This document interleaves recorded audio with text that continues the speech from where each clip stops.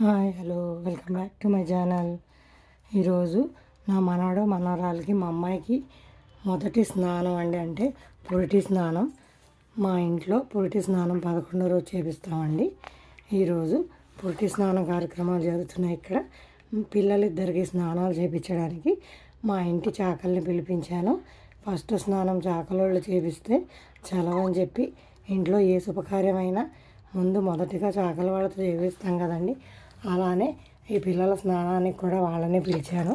పిల్లలిద్దరికి నలుగులు పెట్టి స్నానాలు చేయించారు ఆవిడ. చంటి పిల్లలకి స్నానం అంటే ఒకప్పటి కాలంలో నలుగు పెట్టడం, బాగా సాంబ్రాణి వేయడం అవన్నీ ఉండేవండి. కానీ ఇప్పుడు డాక్టర్లు నలుగులు పెట్టొద్దని, సాంబ్రాణి వేయొద్దని, పిల్లలకు పడట్లేదని చెప్తున్నారు. కాకపోతే మన ఇంటి పద్ధతి ప్రకారం మొదటి రోజు నలుగు పెట్టి స్నానం చేపించి మేము సాంబ్రాణి కూడా వేసామండి. ఇప్పుడు అంతా కెమికల్ బేస్డ్ అని చెప్పి సాంబ్రాణి కూడా వేయొద్దు అంటున్నారు. పిల్లలకి శ్వాసకు సంబంధించిన ప్రాబ్లమ్స్ వస్తాయని. అందుకే మేము పురిటి రోజు మాత్రమే వేసామండి సాంబ్రాణి. ఇంకా తర్వాత వేయటం లేదు. తర్వాత తల్లికి కూడా తల శుభ్రంగా ఆరబెట్టి తడి లేకుండా చేసి మొత్తం సాంబ్రాణి అది వేస్తామండి. సాంబ్రాణి వేస్తే తల్లికి పిల్లలకి అందరికీ మంచిది. తల కూడా ఆరిపోతుంది తడి లేకుండా.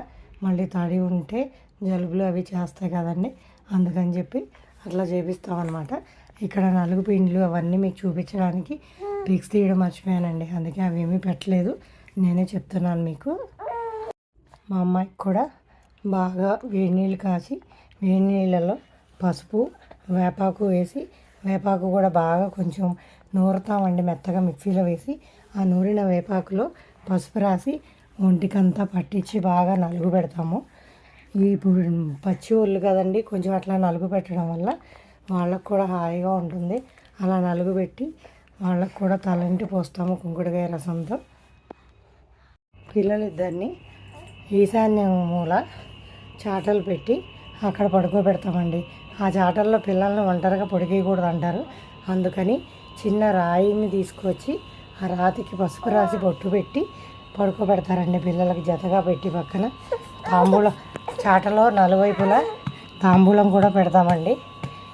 అలా పిల్లల్ని పడుకోబెట్టిన తర్వాత ఇంట్లో పెద్దవాళ్ళందరూ అక్షింతలు వేస్తారు.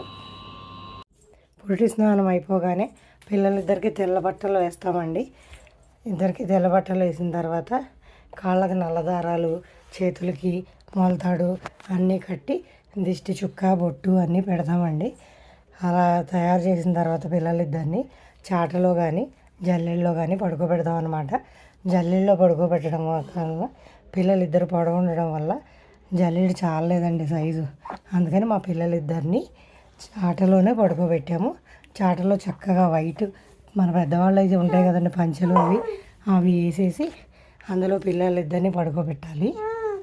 పిల్లలిద్దరిని జల్లీల్లో పడికేసిన తర్వాత రెండు జల్లీళ్ళ మధ్యలో సాన ఉంటుంది కదండి, ఆ సాన పెట్టి దాని మీద ఒక ప్లేట్లో కొద్దిగా అన్నం, ముద్దపప్పు, నెయ్యి వేసి పెట్టాలండి.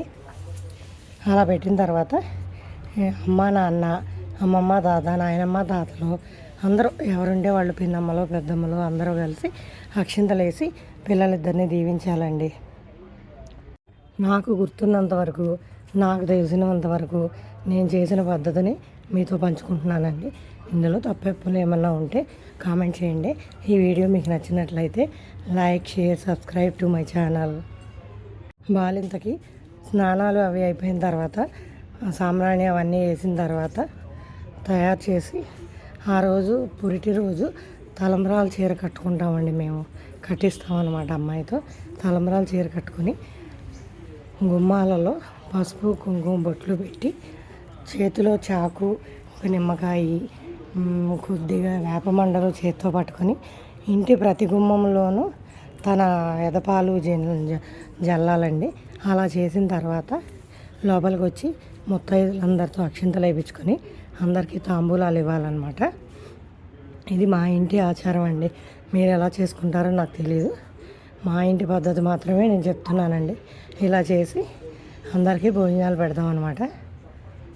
నాకు గుర్తున్నంత వరకు, నాకు తెలిసినంత వరకు నేను చేసిన పద్ధతిని మీతో పంచుకుంటున్నానండి. ఇందులో తప్పులు ఏమన్నా ఉంటే కామెంట్ చేయండి. ఈ వీడియో మీకు నచ్చినట్లయితే like, share, subscribe to my channel.